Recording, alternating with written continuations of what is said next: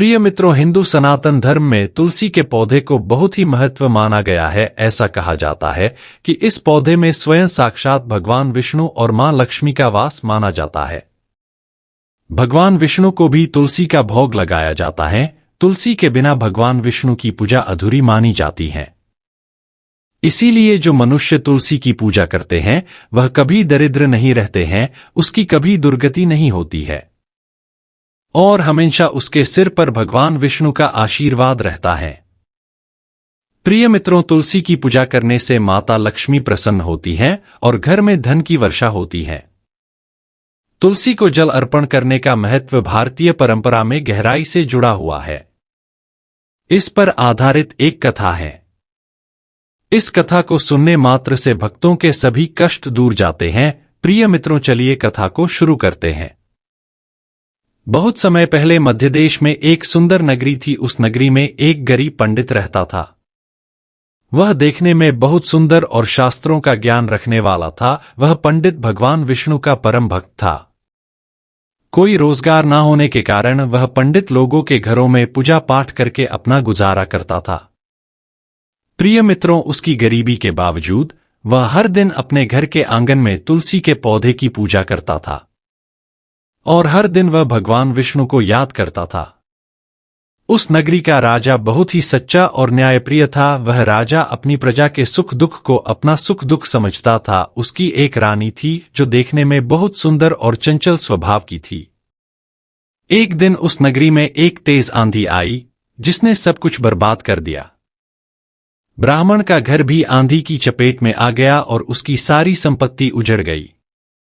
इसके बावजूद ब्राह्मण ने तुलसी के पौधे को सुरक्षित रखने के लिए पूरी कोशिश की। एक दिन जब वह तुलसी के पौधे के पास जल अर्पण कर रहा था, एक वृद्ध साधु वहां पहुंचे। साधु ने ब्राह्मण से पूछा, तुम्हारी स्थिति इतनी दयनीय है, फिर भी तुम तुलसी को जल अर्पण क्यों कर रहे हो? ब्राह्मण ने उत्तर दिया, मेरे पास अब कोई और संपत्ति नहीं है, लेकिन तुलसी के प्रति मेरी भक्ति और विश्वास मेरे साथ है। मुझे विश्वास है कि तुलसी की कृपा से मेरा सब कुछ ठीक हो जाएगा। साधु ने ब्राह्मण की श्रद्धा और भक्ति को देखकर उसे आशीर्वाद दिया और कहा, तुम्हारी भक्ति और विश्वास सच्चे हैं। तुलसी की पूजा से तुम्हारा जीवन हमेशा खुशहाल रहेगा। यह कहकर वह साधु अपनी दिशा में ना जाकर उस नगरी के राजा के पास चला जाता है। राजा के पास जाकर वह साधु राजा से कहता है, हे राजन, मैंने सुना है आप अपनी प्रजा के हित के लिए बहुत कुछ करते हैं। आप अपनी प्रजा को भोजन, कपड़े और जरूरत का सभी सामान देते हैं। साधु की बात सुनकर राजा कहता है कि हे साधु महाराज, आपने ठीक सुना है। साधु ने कहा, हे राजन, आपकी नगरी में एक गरीब ब्राह्मण रहता है जिसका तेज आंधी आने के कारण सब कुछ बर्बाद हो गया। अब वह पंडित भूख और प्यास से व्याकुल है। हे राजन, आपको उसकी मदद करनी चाहिए। तभी राजा उस पंडित के पास जाता है और उस पंडित को भोजन और अन्य सामान देने लगता है, लेकिन वह पंडित उस सामान को लेने से इनकार कर देता है। राजा ने उस पंडित से सामान ना लेने का कारण पूछा। तब पंडित कहता है कि हे राजन, अगर आप कुछ देना ही चाहते हो तो मुझे अपने राज दरबार में कोई काम दे दो। राजा पंडित की बात सुनकर कहने लगा, हे पंडित जी महाराज, आपको आपकी योग्यता अनुसार काम मिल जाएगा।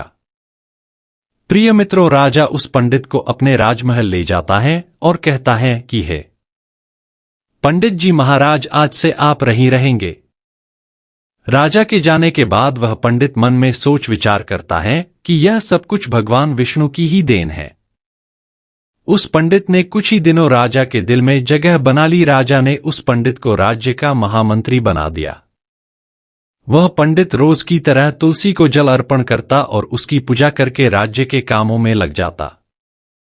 एक दिन ऐसा हुआ कि रात को पंडित जी अपने कक्ष में सोए हुए थे। तभी वहां महल की रानी आती है और पंडित को कहती है, हे पंडित, हम तुमसे शादी करना चाहते हैं। पंडित कहता है, महारानी, ऐसा करना घोर पाप है। मैं इस पाप में आपका भागीदार नहीं हूं। महारानी पंडित पर गुस्सा करके चली जाती है। प्रिय मित्रों, महारानी अपने कक्ष में जाकर एक सैनिक को बुलाती है और उसे अपना हार देकर कहती है कि हे सैनिक, इस हार को चुपके से पंडित के कक्ष में रख आओ। महारानी की बात सुनकर सैनिक ने वैसा ही किया और उस हार को पंडित के कक्ष में रख दिया। जब सुबह हुई तो महारानी अपने कक्ष में जोर जोर से चिल्लाने लगी। उसकी आवाज सुनकर राजा वहां पहुंचा।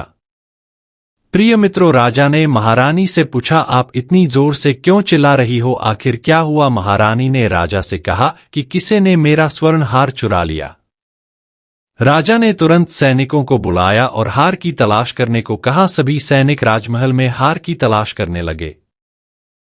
प्रिय मित्रों, हार को ढूंढते ढूंढते सैनिकों को शाम हो गई। महारानी का हार कहीं नहीं मिला। सभी सैनिक थक हार के राजा के पास गए और कहा, हे महाराज, हम सभी ने महारानी के हार को सभी जगह ढूंढा लेकिन हार कहीं नहीं मिला। तब उनमें से एक सैनिक बोला, बस अब तो पंडित का कक्ष ही बचा है जिसकी तलाशी करनी है।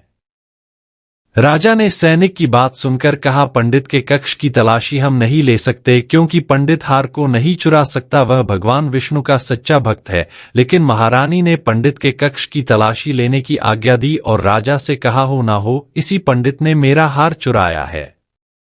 महारानी की आज्ञानुसार सैनिकों ने पंडित के कक्ष की तलाशी ली और हार को ढूंढ लिया। सैनिक हार को लेकर राजा के पास गए और राजा से कहा, हे महाराज, उस पंडित ने ही हार को चुराया है। तब राजा ने पंडित को बुलाया और पूछा, क्या आपने ही इस हार को चुराया है?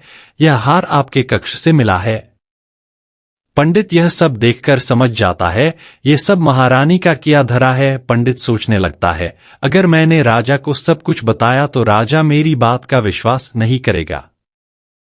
प्रिय मित्रों, अब पंडित ने उस हार की चोरी स्वीकार कर ली जो उसने नहीं की थी। राजा को अब भी यकीन नहीं हो रहा था। इसके बाद महारानी राजा को कहती है कि हे राजन, इस चोर को मृत्युदंड दीजिए ताकि ऐसा दोबारा कभी ना हो।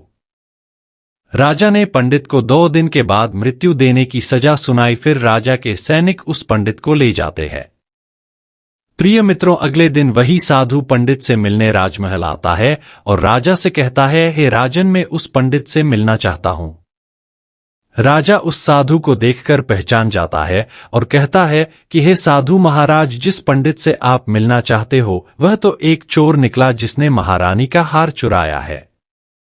राजा आगे कहता है, कल उस पंडित को मृत्युदंड दिया जाएगा। राजा की बात सुनकर साधु कहता है, वह पंडित भगवान विष्णु का परम भक्त है और नित्य तुलसी माता पर जल अर्पण करता है।